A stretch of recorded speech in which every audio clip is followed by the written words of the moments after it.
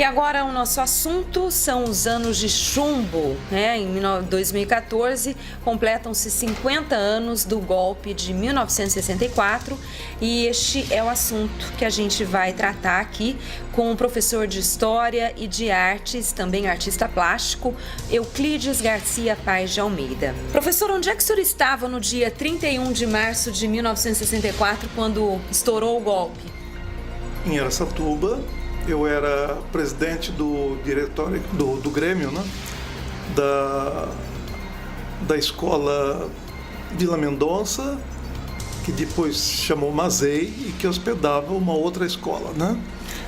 E como é que foi a sensação? O que o senhor sentiu na hora quando o senhor ficou sabendo do golpe de 64? Acabou a democracia, os militares assumiram o poder? Olha, o interessante é que, imagina, eu era presidente do Grêmio. Quantos anos o senhor tinha? E devia ter uns 14, 15 anos, porque eu fazia a 8ª série. Então, certo. 8ª série. E mandaram um elemento do DOPS, ou do SNI, não sei, para procurar todos os elementos do Grêmio de Araçatuba. Não, eles eram tão incompetentes que não me encontraram. Mas a partir daí, professor, como é que passou a ser a vida de vocês? O que mudou com o golpe? Olha, a gente tinha muita liberdade naquela época e começamos a sentir a falta dessa liberdade, né? E como é que ela era cerceada na prática? Bom, primeiro que a gente está acostumado a ler os jornais e encontrar o que a gente sabia que existia. E a partir de então começou a se escamotear as notícias, né? A censura à imprensa. Exatamente. Professor, e como é que foi o impacto na sua vida depois? Porque o senhor era novinho, 14 anos, quando estourou o golpe.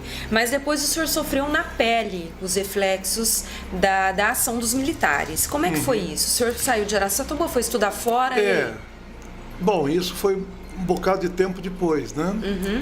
Então, eu comecei a me enfronhar na política ainda no Grêmio, porque eu substituí o Genilson Sench, que era presidente da UESA, União de Estudantes Secundários de Araçatuba. Agora está com o nome de UMESA, não sei porquê. E eu substituí ele na presidência da UESA. Fui, inclusive, num palanque em cima de um caminhão com o João Cuiabano numa inauguração no zoológico. Né? Então, quer dizer, comecei a entrar na política, né, nesse período. Mas fui fazer o magistério, né, no IE. Aí, em 67, eu fui secretário da UESA ainda. E daí fui para São Paulo. Né? Foi justamente em 68 que eu tive contato mais aprofundado quando, depois de uma greve que foi feita lá na minha escola, na Faculdade de Belas Artes, eu voltei nas férias de julho e encontrei com o Hermes Camargo Batista, que estava militando na organização, ou né? E como a casa do pai dele ficava em frente da minha casa, ele me procurou, ele já me conhecia, assim, a gente se conhecia desde os 9 anos, né? E daí ele começou a falar de política e tal, e ficamos de conversar mais tarde em São Paulo. E aí, quando eu voltei para São Paulo, digamos, foi lá por setembro, a gente teve mais 2 encontros e combinamos novamente sobre essa organização. Aí o senhor entrou nessa organização? Não, eu estava ainda como simpatizante, né? Mas já busquei alguma coisa para fazer quanto a isso, né? Mas aí, como é que foi, qual foi o impacto do golpe na sua vida depois? Porque o senhor, como universitário, estudante, Sim. O senhor ingressou também no movimento revolucionário? Sim, então, quando a gente participou da greve, que daí ficou mais claro ainda, né? As contradições do sistema, né? Porque essa greve foi de quem, professor? Essa greve foi feita dentro da Escola de Belas Artes, porque ela buscava o reconhecimento. Fazia 4 anos que o pedido de reconhecimento da escola estava travado no MEC. E também para poder melhorar a escola, que estava muito defasada, muito antiquada, né? Então vocês fizeram um movimento, protesto. Nisso aí. E nisso sempre entra a política. Eu, por exemplo, fui encarregado de trazer 2 professores, porque fechamos a faculdade e ficamos do lado, que a faculdade ficava no prédio da Pinacoteca do Estado. Então, do lado tinha a Praça da Luz. Então, nós continuamos tendo aulas na Praça da Luz, só que não com aqueles professores caquéticos de seus 80, 90 anos, que ensinavam coisa de 1900, e sim com grandes nomes da época. Eu fui buscar na USP o Vila Nova Artigas, que é considerado o segundo nome da arquitetura brasileira, e busquei também o cientista Mário Schember, que era considerado o maior crítico de arte, maior conhecedor de arte sacra, né, brasileira. Vocês conseguiram revolucionar a escola. E eles davam essas aulas ali E os 2 eram comunistas, né? Ah, tá. E aí o senhor começou a ter contato com o comunismo também? Exato, comecei a ter contato com as ideias que eu desconhecia, né? E o que levou o regime militar a perseguir o senhor, professor? Quando prenderam o Hermes, junto com um grupo de Araçatuba, com Ismael de Souza e o Hermes, não me lembro mais quem mais, e que estavam num sítio da Grande São Paulo, pintando um caminhão com as cores verde, oliva, né, opaco, do Exército, que eles pretendiam atacar um quartel. E o senhor estava nesse grupo? Não, dentro desse grupo lá não.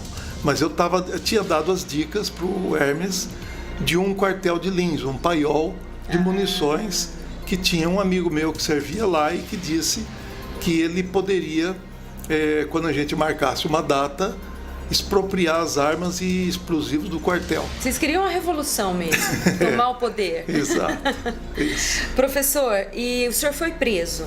Quando que o senhor foi preso? Não, mas aí que tá. Eu fui preso quando eu voltei do Chile. Bem depois. Tá. Então, né? vamos por partes. Aí o que aconteceu a partir daí? Aí, em 69, eu recebi um telegrama desse amigo do quartel falando que a casa tinha caído para eu dar o fora. Certo. Então, eu saí da minha pensão, onde eu morava, com outros 3 brasileiros, outros 3 araçatubenses que estudavam na USP, e fiquei escondido em Osasco, na casa de uma tia. Aí eu pedi para uma amiga minha que ela procurasse saber, sondar o que estava acontecendo. E ela procurou saber na escola onde eu lecionava desenho, em Itapevi, e tinha um policial civil esperando que eu aparecesse. Também na Faculdade de Belas Artes tinha outro policial civil esperando que eu aparecesse.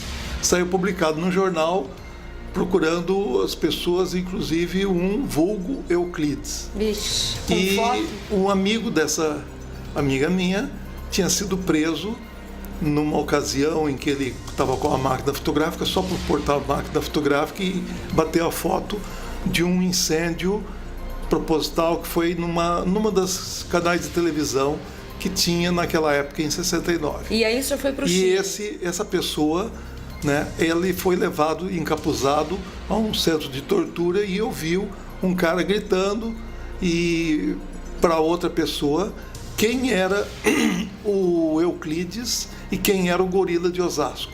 E eu tinha estado em Osasco procurando esse gorila de Osasco para manter contato. Certo. Né? Professor, e aí o senhor foi para o Chile, então? Sim, aí eu fui para o Chile. Ficou quanto tempo lá? Não, eu fui para o Uruguai. Ah, foi para o Uruguai. Fui para o Uruguai e cheguei lá em novembro de 69 e uma semana depois eu fui preso pela polícia uruguaia junto com o meu colega de quarto, que era o estudante brasileiro de Porto Alegre. E o senhor foi levado para onde? E fomos levados para uma delegacia central de polícia. Lá eu consegui conversar com o Cláudio, eu já tinha conversado com ele na viatura, como é que a gente ia fazer contato quando estivermos separados. Certo. Então, passei um pente para o carcereiro, que entregou para ele, e ele foi soltando uma linha que estava amarrado no pente e lendo a mensagem. Daí ele escreveu outra mensagem, passou para o carcereiro de novo. Mas e aí, quanto tempo o senhor ficou preso? Eu fiquei preso lá, deu várias semanas. Né? E a partir daí, o que o senhor fez? Depois o senhor foi libertado? Sim.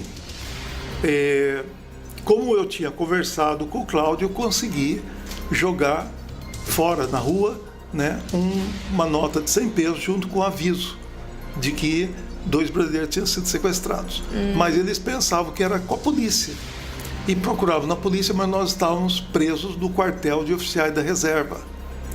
Né? Aí quando a polícia foi nos procurar, muito tempo depois, porque foi um auê danado, todos os jornais tamparam em manchetes. Né? Então, a nossa prisão. Então, quando a notícia refluiu, então sabíamos que eles iam aparecer. E já tínhamos escondido um caco de lente do óculos do Cláudio para cortar as veias do braço caso viessem nos buscar. Nossa! Então, guardamos isso escondido. Para que isso? Por que vocês seguiam se cortar? Para que não nos devolvesse para o Brasil, porque sabíamos que as pessoas iam para a tortura e para a morte. E vocês foram torturados? Não. Pela polícia uruguaia, não. Mas pela polícia brasileira, sim? Sim, eu fui.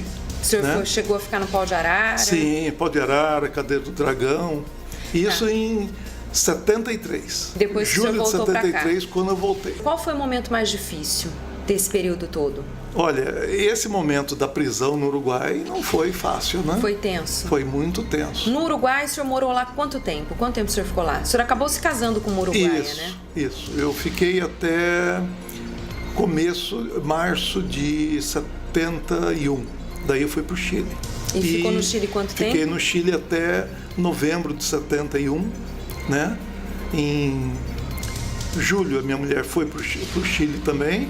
E depois vocês voltaram para o Brasil? Eu voltei sozinho e depois que eu arranjei emprego ela voltou. E aqui no Brasil a perseguição continuou, né? O senhor sofreu eu tinha que ficar morando em pensão ou cortiço, que era casa onde cada cômodo era alugado por uma família. Por quê? Porque esses lugares eles alugavam direto. Certo. Ou seja, todo e qualquer casa e apartamento que fosse alugado por imobiliária, eles eram obrigados a dar informação para o SNI e para a polícia. Professor, no momento em que o senhor foi preso novamente, aqui no Brasil, foi torturado, né, nas mãos dos militares, o senhor chegou a pensar que ia morrer? Ah, sim, claro. Em que momento? Chega um momento, porque o Pau de Arara é uma coisa muito violenta, né? A minha sorte é que eu era muito magro na época, então, porque as pessoas gordas geralmente morriam. E explica pra gente como é que era o Pau de Arara. São 2 cavaletes com um cano no meio, né? E você fica amarrado, algemado, e o cano passa entre as pernas e os braços. Nu, jogam água salgada e dão choque de 2 tipos. O choque da maricota, que é a maquininha de eletricidade, que dá bastante choque, mas nem tanto quanto o outro, que é de bateria. São 2 teclas de luz que dão o choque da bateria. Então eu gritava mais e quando dava o choque da maricota, e quando dava o choque da bateria eu segurava o possível para não gritar. Resultado, eles pensaram que a bateria tinha descarregado. Eles não iam testar neles mesmos, então passaram a só dar o choque em mim com a maricota. Que era mais ameno. Só tinha 2 policiais do DOPS fazendo isso, porque o delegado Fleury e sua equipe mais próxima estava no Chile preparando o golpe militar que se deu lá. E isso eu fui preso em 18 de julho. Imagina que O golpe foi em 11 de setembro. Então, graças a esse expediente, eles passaram a me torturar apenas com maricota. E você imagina, eu torturado das 7 da manhã até às 10 da noite. Quanto tempo o senhor foi torturado? Né? Como eu fiz esse expediente e dei algum recado para eles, eles tiveram que me soltar, levaram até o hotel onde eu tinha ficado preso. Só? Foi no primeiro dia, depois... No primeiro dia. Teve mais o segundo dia e depois eu fui pro DOI-CODE. E o que eles queriam do senhor? Por que eles torturaram o senhor? Que tipo de informação eles queriam? Então, isso que é o pior. Quer dizer, eles me torturavam perguntando sobre a ALN. E eu nunca fui da ALN. Aliança Libertadora Nacional. Exato. Então, se eles tivessem perguntado sobre o DOI-CODE, ou sobre o... MRV. O VPR, né? O Organização. VPR, isso, mas nem da VPR eu não fui, porque eu fui mais da organização, que foi o primeiro nome da VPR. Só depois de fevereiro de 69 é que mudou o nome para VPR. O que o senhor acha, né? O senhor que passou por tudo isso, o que o senhor acha das pessoas que hoje pedem a volta da ditadura, que nem sabem o contexto histórico em que tudo ocorreu? Ou são de direita mesmo, ou são muito ignorantes. Porque quando eu voltei, eu queria me informar, estava acostumado com a informação no Uruguai, no Chile e tal. Para eu me informar, eu tinha que comprar 3 jornais diários, tinha que comprar a Tribuna de Imprensa, Folha de São Paulo e Estadão, para poder saber um pouco de cada coisa. E o que o senhor acha dessas pessoas que hoje, porque os militares têm que voltar ao poder, porque o Brasil está muita bagunça, tem que ter a ditadura de volta? O que o senhor acha disso? Então, eles não têm a menor noção, ou têm e são a favor realmente do endurecimento da ditadura. Ou seja... Do cerceamento das liberdades. Do cerceamento da liberdade. Eu posso dizer com franqueza porque depois que eu saí do DOPS, eu fui para Curitiba e lá eu ajudei a montar uma cooperativa de pais, uma escola de pais que eram todos ex-presos políticos e que não queriam colocar os filhos nas escolas, prezinhos que eram fascistas na época. Então criamos essa escola e quando eu saí novamente, tive que dar o fora novamente para ir para Belo Horizonte, e eu li numa revista que fecharam a escola, prenderam os professores e diretores e ficharam as criancinhas de 1 a 5 anos como comunistas. Por aí se tem uma notícia clara da burrice do pessoal da repressão. Essas pessoas chamaram a criança de 1 a 5 anos de comunista, mas disseram que a linha pedagógica que utilizávamos, que era Piaget, Vygotsky, Vallon, que nós éramos inovadores, naquela época nem se falava disso, que eram comunistas, que eram professores russos comunistas. Ou seja, professor, Piaget nem russo não é. Quem pede a volta da ditadura tem que estudar história. Tem que ler um pouquinho mais, saber das coisas. Professor, o senhor pretende, ou o senhor já pediu, ou pretende pedir indenização pelos danos que a ditadura causou na sua vida? Não, eu já fui indenizado, isso aqui é o meu processo, né? E nesse processo eu consegui. O senhor recebeu quanto? Olha, eu recebi parcelado, né? Eu estou recebendo uma pensão de R$2.000 por mês. É vitalícia? É vitalícia. É vitalícia. E desde quando o senhor está recebendo? Desde há 3 anos. Você conferiu a entrevista com o professor Euclides